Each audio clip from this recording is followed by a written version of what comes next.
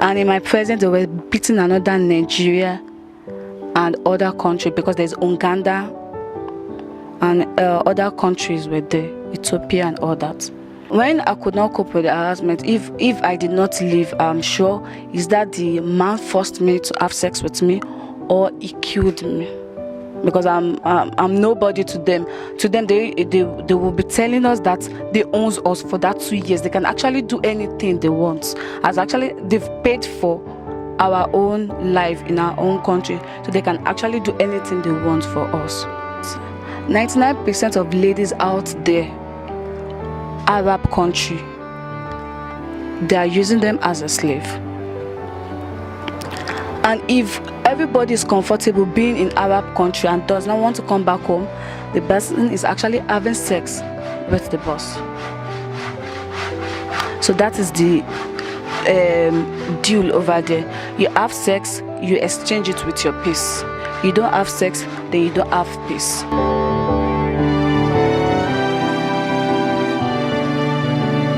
There have been a lot of stories about people involved in human trafficking across the globe. Even in Nigeria, we've read so many cases of human trafficking, but this one is peculiar to us. That's why we decided to speak with Damilola Falodun, an Ekiti State-born Nigerian who's been involved in human trafficking. She wants to share her story with us. To join in.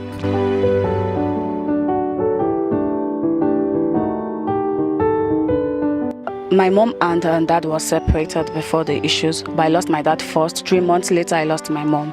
My dad was working at Abia State, and that was where we lost him. And probably my mom and dad would talk once in a while. So I could not finish my exams. I need to drop out from school, and that was how my ordeal started. So, what is this ordeal that you said started? Tell us your story. What actually happened? Everything started immediately. I lost my mom 2014. I lost her 2014, and things were difficult. As we all know that Nigeria is not an easy place whereby you need to sit down, food comes to meet you. I work in a resort in Lagos. I earn a little, and that was where I planned to travel out to work. Probably to start a new life.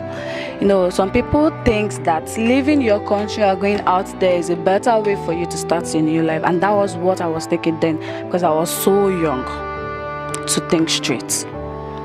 And then I meet an agent named Mr. Yomi. He introduced me to one Elijah.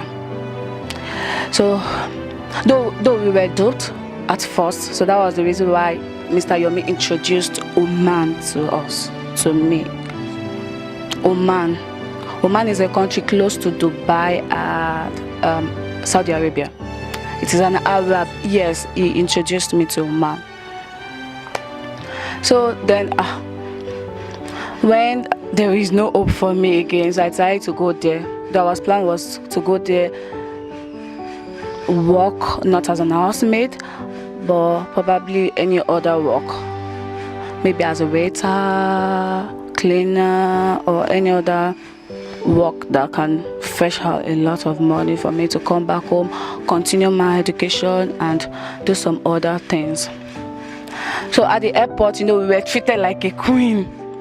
Actually, you can say I was saying us, because getting to the agents, I was not the only one again. I met with other people who were trying to travel out. How many of them? We're like, let's say close to 10. I can't remember the numbers. We're close to 10. And at the airport too, we met some people too from other agents. So we were treated like a queen. When we get there, that is why outside country would not be able to treat us like a slave if we don't have people who cooperate with them and their society.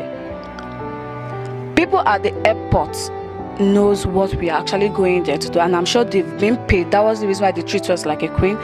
They check our luggage, and we go normally, not as how they used to check in normal people that is going to different country or people they don't know. They should ask a question, where are you going to, or any other thing. They just check us in, weigh our bag, and maybe we'll pay extra money or not.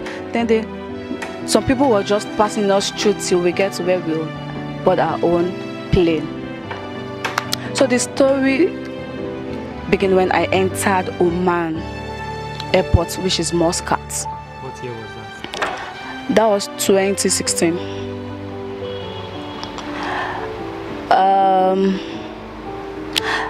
Someone was actually waiting for us at the airport. An agent over there was waiting for us. And getting there, they called our name and we went to meet there.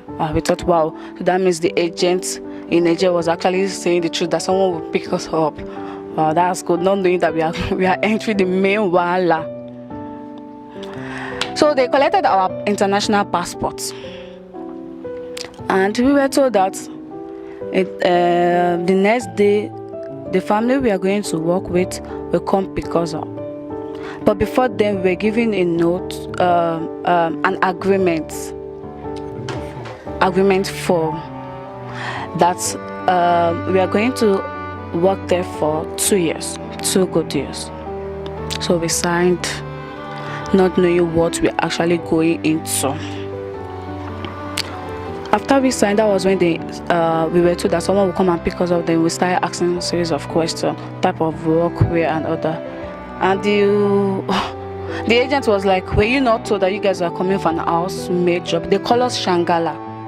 Our name over there is Shangala, and the meaning of Shangala is slave, which Yoruba people call Eru. So we can't actually know the meaning immediately we get there, not even the Arab language. I joined. It's now only me and I myself alone with my creator. Then I joined the first family. The family the madam was so nice, but the oga was something else. Are they Arabs or Nigerians? Arab country. The oga is the kind of person that is always at home 24/7. It's the madam that do go to work and feed the family. So once she's out, I will start fixing my L. And immediately she comes back, she'll be like, you never work, you never do anything. Because I won't be able to do anything, not even clean the house or do any. What is the hell? What is the hell that you used to? Asking me, want to sleep with me. Then I need to run out of the house, wait outside till my dad comes back. Even if it takes 10, 11 hours, I don't care, I will stay outside. And when madam comes, she will start saying that, why have I not been doing this and that? And I cannot explain because I cannot speak Arab. And she doesn't understand English very well. She only understands the tip. So even if I'm expressing myself, I'm only deceiving myself. And she cannot believe me. Not at all. I passed through a lot of challenges because of they follow the instruction of the husband. The husband will be like, this girl, she's right and all that. I won't eat. Most times she would seize her food. Once the children are playing, they pour me water. They do all sorts of nonsense. And Oman is a country whereby you don't work for one family. You work for extended family. And the madam mother has like close to, let's say, 19 children. I walked through 10 children, 3 homes. Once I'm done with the cleaning of the house, and that person will come and pick me up, I will go to another house to work. How much were you paid? 80 riyals. How much is that in Nigerian currency? 40,000. Then, yes. It depends on the what's it called? The way they change naira, their own currency to our own currency. So it depends on how they change it. Wait. So most times it's always 50. Most times it's always coming down. Wait, was it all the houses that you collect in the 40,000? No. Just for more. Yes. For the other houses that you were going, they were giving you the same amount? No, they're not giving me same. They pay me just to do all the choices. Yes. And when I could not cope with the harassment, if I did not leave, I'm sure is that the man forced me to have sex with me, or he killed me, because I'm nobody to them. To them, they will be telling us that they own us for that 2 years. They can actually do anything they want. As actually they've paid for our own life in our own country, so they can actually do anything they want for us. So there's a day whereby he entered and started harassing me, so I need to throw something on him in order for me to escape. I ran outside. The available cab takes me to the agent's office. The question they asked me was, how did I come out? Everything I was saying was not just helping at all. And in my presence, they were beating another Nigeria and other countries, because there's Uganda and other countries were there, Ethiopia and all that. If they return you back to the agents that you were not doing anything, is that they beat you up, they kill you, they do all sorts of things they wish to do for that moment. And you cannot, that was just 4 months. I was coping, and most times when you are sick over there, they don't treat you. You have to treat yourself with your own money, and they will take you to the hospital at their own convenient time. So what's the most telling part of your experience in Oman? What was the most painful aspect of your trip to Oman? Acting like a slave, treating me like a slave, treating me like I am nobody. Because anybody that are working there as a slave, they are nobody. Even the clothes we put on, we need to put on our black attire and cover our hair, just dress like a masquerade. I was treated like I was. There's a time whereby it remained small. I actually lost my life. That was when I was dragging with my boss. I hit my head on the wall. I thought I was actually God, but I know I'm strong to be here today. So Nigerians actually facilitated these trips, knowing that people were going there. Of course, yes. Because I'm 100% sure that the agents were aware. Even the people at the airport that could treat us like a queen, that we were happy that they were actually treating us like a queen, I'm sure they were aware too. They were going to be used as slaves. When did you come out to Nigeria? That was last year. Around that last 2 years. Last year, that's 2017. So I stayed there for a year and some months. A year and some months? Yes. Throughout your stay there was no time anybody had sex with you? No time? Not at all. Not at all? Yes, sir. But what were the other things that you had in mind? How else did you think you were going to survive in that country apart from serving as a housemaid? Were there no other things that came to your mind then that you should do? It depends on individual. There are some people that are actually at that same country without having issue because they accept their own boss to have sex with them. They won't have issue because once you are able to have a good relationship between your own boss, definitely you have a good relationship with the madam and the entire family. But everybody does not come from the same home. We are all from different background.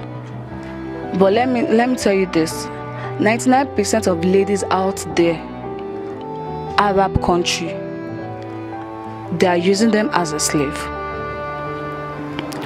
And if everybody is comfortable being in Arab country and does not want to come back home, the person is actually having sex with the boss. So that is the deal over there. You have sex, you exchange it with your peace. You don't have sex, then you don't have peace. You don't have rest of mind over there. So how did you come back to Nigeria? When I was coming back, when I was inside the cab heading to airport, I did not believe I'm actually coming until I entered the plane, because they actually deceive some girls to enter that same cab to the airport, and they are nowhere to be found. So I was actually praying that, yes, God, this is my second stage. I want this one to be real. I want to go back home. And thank God I am here. Okay, before you went to Oman, if you had your way, what would you have done? Like, what would you have loved to do in life when you were growing up, much younger? What were your plans? Before Oman? Yes. Of course, if there is not anything that has to do with the death of my parents, I would actually finish up. And I have this motive that helping people, having my own foundation, my empowerment center, helping people, which I will still do that. That is why I studied biz admin, in order to have my own business. People that are always saying, I want to travel abroad, I want to go abroad, what message do you have, especially to ladies? I would tell them that if they're actually drinking Gary, I'm sure that's the lowest food we have in our country. If they're drinking Gary and they are happy with their family, they should go on with it. Because being here, we have our own freedom. Even people that are coming to our country here, like Togo, all these people that are coming into our country to work for someone as an housemaid, they have their freedom, because once they get out of that room and go to the police station, someone can actually help them, and they learn to meet people every day. So there is freedom in our country. So I will advise them not to be in an haste to leave this country, most especially to Arab country. But fine, if they have family over there, they can go. If they have family not in Arab country, I'm not talking about Arab country, but other country. If they have family over there, they can go. But if you have no one over there, study, stay in your country, go to school, focus, believe in your dream and work towards your dream. Because there's a difference between believing in your dream and sitting down home without nothing. Believe in your dream and work towards it, and I believe you will achieve that. How much did you spend in total traveling down? 600,000. 600,000. That was where you gathered then.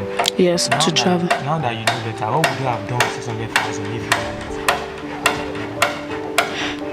it? What I was planning to do now, 600,000 will go a long way, because I will open my own shop whereby I will be selling of fabrics, because I love anything that has to do with fashion.